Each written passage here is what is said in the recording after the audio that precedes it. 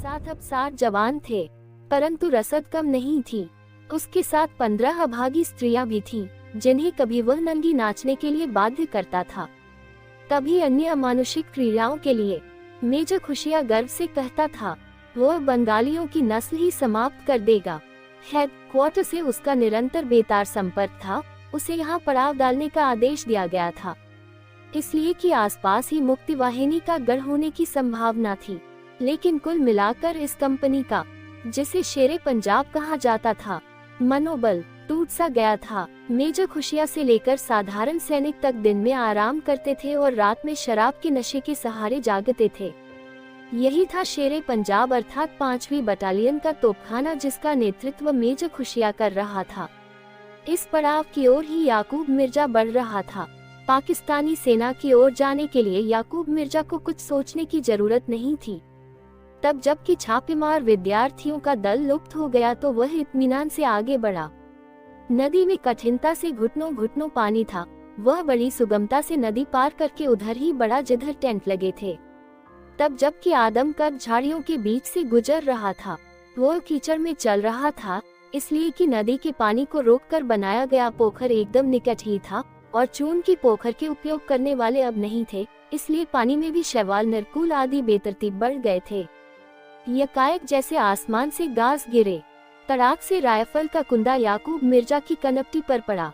दरअसल मेजर खुशिया के 4 सैनिक उसे दूर से आता देखकर झाड़ी में छुप गए थे। जैसे ही याकूब मिर्जा उस झाड़ी के निकट से गुजरा, एक सैनिक ने उस पर राइफल के कुंदे से चार किया और तभी 3 अन्य सैनिकों ने उसे दबोचकर कीचड़ में पटक दिया। कनपटी पर मार कुछ ऐसी बैठी थी कि कुछ क्षणों के लिए तो याकूब मिर्जा की आंखों के आगे अंधेरा छा गया और होश गुम हो गए। जब उसके होश लौटे तो एक उस पर राइफल ताने शैतान की तरह हंस रहा था और 3 ने उसे कीचड़ में दबोच रखा था। तरह ताकसा याकूब मिर्जा पंजाबी में बोला, गलती से अपने भाई पर ही वार कर बैठे जवानों में पंजाबी हूँ और ऐसे कपड़ों में इसलिए हूँ कि जासूस हूँ। देखो मेरे पास मेरा शनाख्ती कार्ड है। बड़े आत्मविश्वास के साथ याकूब मिर्जा ने हवलदार रैंक के उस व्यक्ति की ओर अपना परिचय पत्र बढ़ा दिया जो उसकी ओर राइफल ताने खड़ा था। परंतु गजब हुआ, हवलदार सैनिक ने उसके हाथ से तो परिचय पत्र ले लिया, परंतु क्या है ये देखा भी नहीं। परिचय पत्र को पानी में फेंकते हुए वह क्रूर हंसी हंसा, बहुत देखे हैं। एक भद्दी गाली बकते हुए उसने कहा, बंगालियों को मैं खूब जानता हूँ। पंजाबी तेरी तरह काले नहीं होते, मेरी तरह गोरे होते हैं। होशियार, हुक्म हवलदार, ले जा। 1 से 2 शिकार हो गए। मेरा यकीन करो, मैं। स्तब्ध सा याकूब मिर्जा बोला। खड़ा हो। दूसरे सिपाही ने गाली के साथ एक ठोकर जमाए मिर्जा को। मैं पंजाबी हूँ, मैं। तड़ाक, गाल पर एक तमाचा पड़ा मिर्जा के। अब क्या कहता, सोचा भी नहीं था कि ऐसी बुरी बीतेगी। घास की बटी हुई बेहुदा रस्सी थी, उससे उन लोगों ने मिर्जा के हाथ कसकर पीछे को बांध दिए। उसकी रिवाल्वर तो कैंप में ही थी, यहाँ थी केवल राइफल, वो छीन ली गई। हवलदार तथा एक सिपाही वहीं पर रह गए। 2 सिपाही उसे पड़ाव तक लाए। पड़ाव का दृश्य देखकर वह सहम सा गया। एक व्यक्ति जो हवलदार रैंक का प्रतीत होता था, एक मजबूत वृक्ष से बंधा हुआ था। इसे भी बांधो, साथ के सिपाही ने कहा। सजा बुल गई, मेजर उठेगा तो सजा बुलेगी, फिलहाल बांध दो। और उसी पेड़ से मिर्जा को भी बांध दिया गया। बंधे हुए दूसरे व्यक्ति ने हंसकर कहा, ओए बंगाली मौसाई, जानता है यहाँ क्या होगा? ओए, उस दरख्त को देख, सामने उस जले हुए दरख्त को।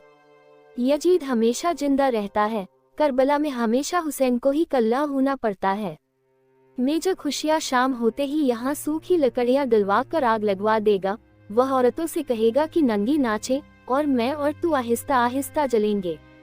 तू इसलिए जलेगा कि तू बंगाली है और मैं इसलिए जलूंगा कि मैं पठान हूँ। लेकिन अल्लाह सब देखता है।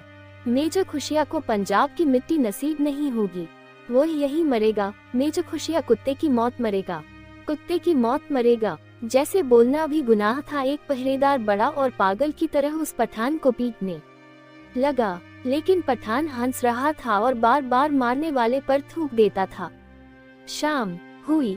खौफनाक मूंछों वाला मेजर खुशी मोहम्मद आया। बिलख कर याकूब बोला, मैं पंजाबी हूँ, मैं जासूस हूँ, मेरी बात सुनो मेजर, सजाए मौत लेकिन आधी रात के बाद इतना कहकर मेजर आगे बढ़ गया।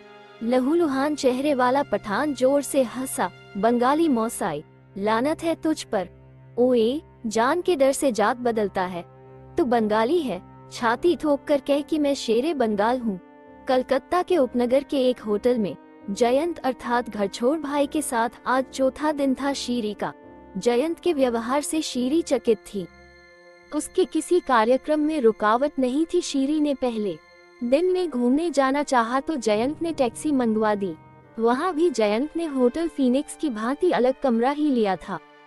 शीरी के कमरे में न वह आया न लंदन बंगाल को भेजा। एक रात वह अपने फौजी मित्र राव से मिलने गई, परंतु आधी रात को लौटने पर भी किसी ने उससे यह नहीं पूछा कि वह कहाँ गई थी। वह दोनों तो शायद सो गए थे। यूं शीरी का काम बदस्तूर चल रहा था। फिर भी कलकत्ता के भद्र समाज में मिलने जुलने का जो आबाद सिलसिला होटल फीनिक्स में था, वह इस उपनगर में नहीं था। चौथे दिन रात की बात है। कलकत्ते की राजधानी में तेजी से घटनाएं घट रही थी। प्रांतीय सरकार ने त्याग पत्र दे दिया था। शरणार्थियों की बाढ़ चली आ रही थी। आसाम, मेघालय और बंगाल, सभी जगह कलकत्ता का दमदम हवाई अड्डा तो शरणार्थियों से घिर सा गया था। केंद्र सरकार अभागे शरणार्थियों को मध्य प्रदेश तथा अन्य प्रांतों में भेजने के लिए ट्रेन के अतिरिक्त वायुयानों का भी उपयोग कर रही थी। आज सांझ के बाद शीरी होटल से बाहर नहीं गई थी। शाम से ही वह पीने बैठ गई थी। रात के 10 बजे लड़खड़ाती हुई शीरी ने जयंत का दरवाजा खटखटाया। अंदर आ सकती हूँ? जरूर। जयंत कमरे में अकेला था और उंगलियों पर कुछ गिन रहा था। 70, 71। बैठो जी। क्या हो रहा है? लंदन बंगाल को रो रहा हूँ। कहा था आज सट्टा बाजार में जा मरे। जितनी जूट की गांठें बिकाऊ हो खरीद ले, कमबख्त वहाँ पहुँचा ही नहीं और 71,000 का नुकसान उठाना पड़ गया।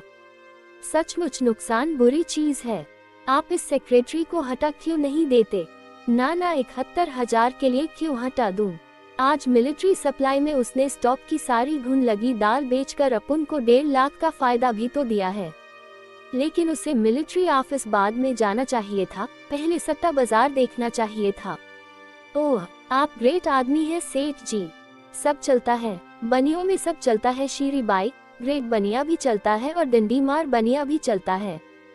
खूब। अच्छा सेठ जी, आप मुझसे शादी तो करेंगे ना?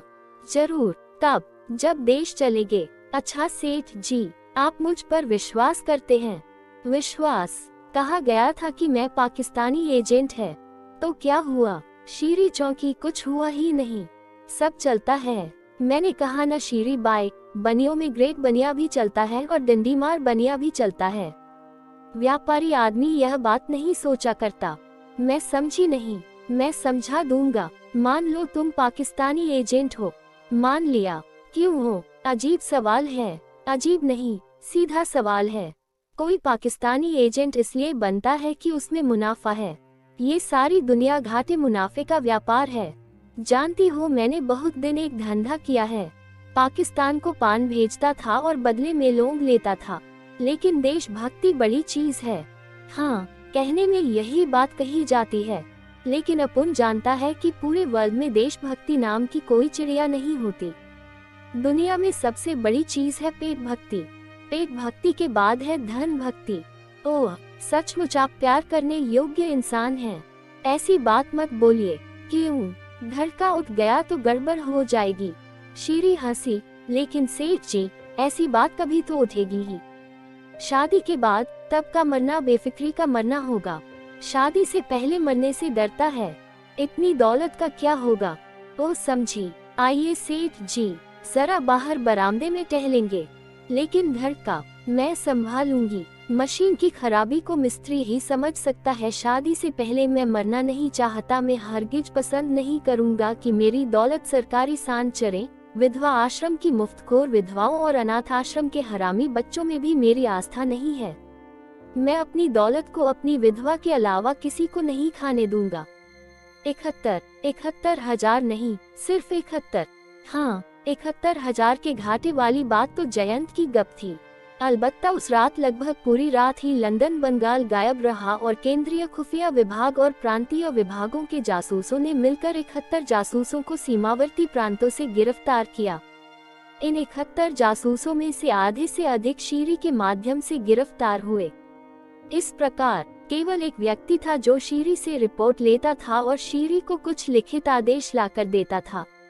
वह सिलसिला होटल फीनिक्स में भी था और इस उपनगरीय होटल में भी। बस उसी एक व्यक्ति के पीछे से जासूसों ने नए ढंग से कार्य आरंभ किया था और सीमावर्ती इलाकों में मात्र कलकत्ता में ही नहीं, बैरकपुर, भारापड़ा, हुगली, सिलीगुड़ी, सिलचर, अगरतला और बारंगपड़ा से 30 जासूसी के अड्डों का पता लगाया और एक पत्र के संपूर्ण कागज पत्र बरामद किए।